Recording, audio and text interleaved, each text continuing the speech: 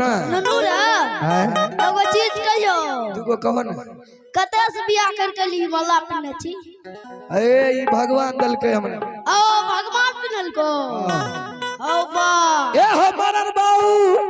आए हो राजा साहब के हुकुम वाला जतेगी ग्राम लक्ष्मी कहा के छी बेटा के बेटा नहीं छे ए बेटा छै यो तोरा हां एक बेरा बात लगो हमहु सूरत देख लेबे बेटा रे ए हो ए बेटा छ भैयारियो आर छ बेटा रे बेटा बेटा बेटा रे ए जुगल शर्मा आइला भैया हो कने छी बेटा रे भैया हो दो तोरी के ले